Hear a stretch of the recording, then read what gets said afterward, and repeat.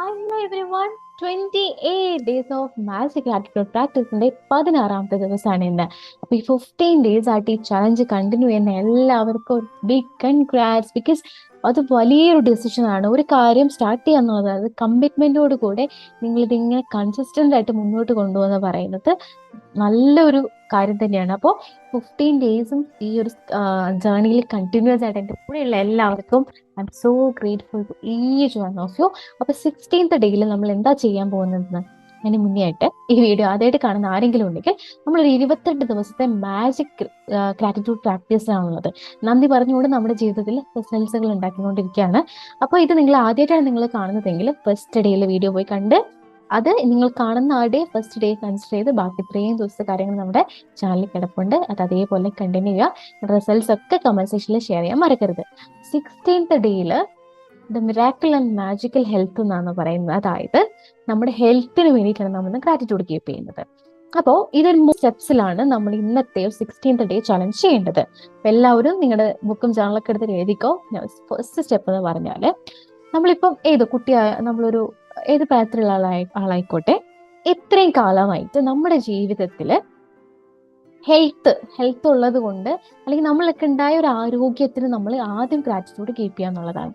അതായത് ഇത്രയും വർഷമായിട്ട് നമ്മൾ കുട്ടിയായിരുന്നപ്പോഴും നമ്മൾ വളർന്നു വന്നു, അഡോളസെന്റ് ഏജിൽ എത്തി, പിന്നീട് അങ്ങോട്ട് വളർന്നു, ഈ ഒരു സമയത്തൊക്കെ നമുക്ക് ആരോഗ്യം എന്നുള്ള സമ്പത്ത് ഉള്ളത് കൊണ്ട്, both physical and mental health അല്ലെ, ഉള്ളത് കൊണ്ട് നമ്മൾ എത്രത്തോളം ഗ്രേറ്റ്ഫുൾ ആയിട്ട് ഇരിക്കണമോ അതിനുള്ള ഗ്രാറ്റിറ്റ്യൂഡ് എക്സ്പ്രസ് ചെയ്യുക ചെയ്യുന്നത്. അപ്പോൾ നിങ്ങളുടെ ജീവിതത്തിൽ ഈ ഒരു ലാസ്റ്റ് ഇത്രയും വർഷങ്ങൾക്കിടയിൽ ഉണ്ടായിട്ടുള്ള ഒരു ഹെൽത്തി ആയിട്ട് നിങ്ങൾ ഇരുന്നിട്ടുള്ള 3 കാര്യങ്ങൾ എഴുതുക, അതിന് ഗ്രാറ്റിറ്റ്യൂഡ് കീപ്പ് ചെയ്യുക.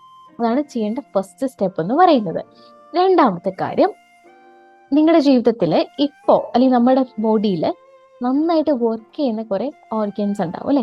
ചിലർക്ക് ഇപ്പോൾ വീഡിയോ കാണുന്നവർ, ചിലർക്ക് ചില ബുദ്ധിമുട്ടുകൾ ഉണ്ടാകാം, ചിലർക്ക് ചില ബൈ ബർത്തൊക്കെ ചില ഓർഗൻസിന് പ്രോബ്ലംസ് ഉണ്ടാകാം.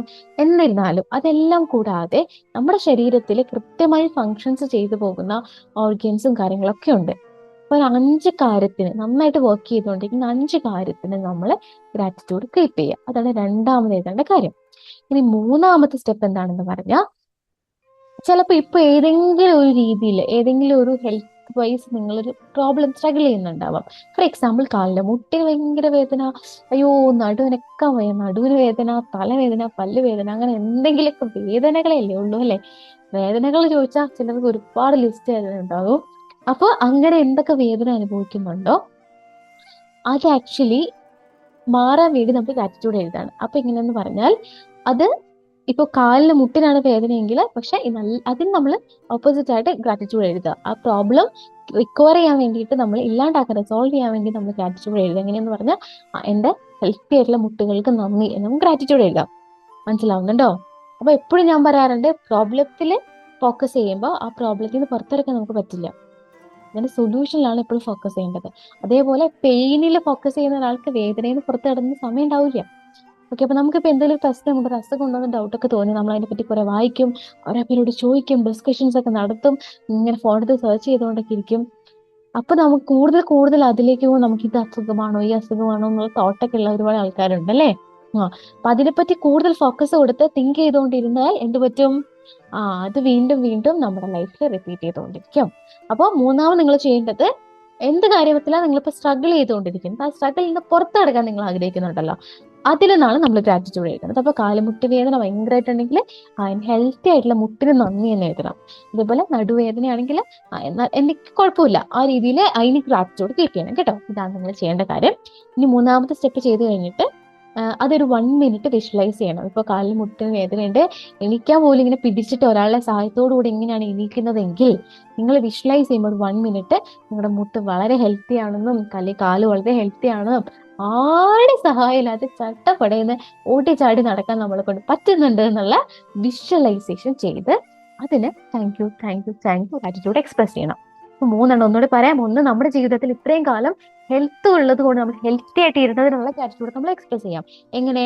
നമ്മുടെ ജീവിതത്തിൽ ഇത്രയും കാലം നന്നായിട്ട് നമ്മൾ ഹെൽത്ത് കാര്യം നമ്മൾ ചെയ്തിട്ടില്ല, നല്ല ആരോഗ്യമുള്ളത് കൊണ്ട് നമുക്ക് ചെയ്യാൻ പറ്റിയിട്ടുള്ള 3 കാര്യങ്ങൾക്ക് നന്ദി എക്സ്പ്രസ് ചെയ്യാം. കുഞ്ഞു കാര്യമാകാം, കാരണം നമുക്കൊരു മല കയറാൻ പറ്റിയിട്ടുണ്ട്, ബിക്കോസ് അന്ന് നമ്മൾ ഹെൽത്തി ആയിരുന്നു, ഓടിച്ചാടി കയറാൻ പറ്റിയിട്ടുണ്ട് അല്ലെ.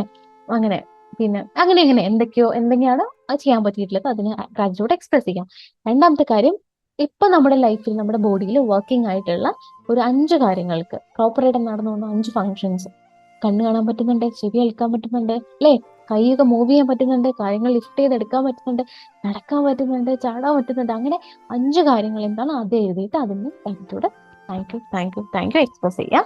മൂന്നാമത്തെ കാര്യം, എന്തിലാണോ നമ്മൾ ഹെൽത്ത് വൈസ് സ്ട്രഗിൾ ചെയ്യുന്നത്, ബുദ്ധിമുട്ടിക്കൊണ്ടിരിക്കുന്നത്, അതിനും ഗ്രാറ്റിറ്റ്യൂഡ് അഡ്വാൻസ് ആയിട്ട് എഴുതാം. ബിക്കോസ് ആ പുറത്ത് നിന്ന് പുറത്ത് കിടക്കാൻ വേണ്ടി നമ്മൾ അഡ്വാൻസ് ആയിട്ട് ഗ്രാറ്റിറ്റ്യൂഡ് എഴുതി ആ പ്രോബ്ലം ഇല്ലാത്ത രീതിയിൽ, അതില്ലാതിരുന്നാൽ നിങ്ങൾ ഏത് ലൈഫായിരിക്കും ലീഡ് ചെയ്യുന്നത്, അതൊരു 1 to 2 minutes നിങ്ങൾക്ക് വിഷ്വലൈസ് ചെയ്യാം. വിഷ്വലൈസേഷൻ ചെയ്ത ശേഷം അതിനുള്ള ഗ്രാറ്റിറ്റ്യൂഡ് കൂടെ എക്സ്പ്രസ് ചെയ്യാം. ഇതാണ് ഡേ 16 റൗണ്ട് ആൻഡ് ബേണിന്റെ മാജിക് ഗ്രാറ്റിറ്റ്യൂഡ് പ്രാക്ടീസിന്റെ ചലഞ്ച് എന്ന് പറയുന്നത്.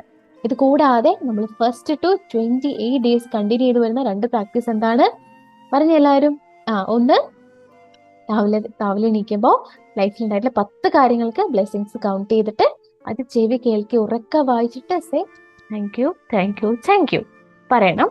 ഇനി നൈറ്റ് കിടക്കുന്നതിന് മുന്നേ നമ്മുടെ ഗ്രാറ്റിറ്റ്യൂഡ് റോക്ക് അല്ലെങ്കിൽ മാജിക്കൽ റോക്ക് കയ്യിലെടുത്തിട്ട് അന്ന് മോർണിംഗ് ടു ഈവനിങ് ആ ഒരു മൊമെന്റ് വരെ നിങ്ങളുടെ ജീവിതത്തിൽ ഉണ്ടായിട്ടുള്ള എല്ലാ ഹാപ്പിയസ്റ്റ് ആൻഡ് പോസിറ്റീവ് ആയിട്ടുള്ള കാര്യങ്ങളും റീകലക്ട് ചെയ്തിട്ട് മോസ്റ്റ് ഹാപ്പിയസ്റ്റ് ആയിട്ടുള്ള ഒരു മൊമെന്റ് മാത്രം ഓർത്തെടുത്തുകൊണ്ട് അതിനുള്ള ഗ്രാറ്റിറ്റ്യൂഡ് എക്സ്പ്രസ് ചെയ്തിട്ട് അടിപൊളിയായിട്ട് കിടന്നുറങ്ങും.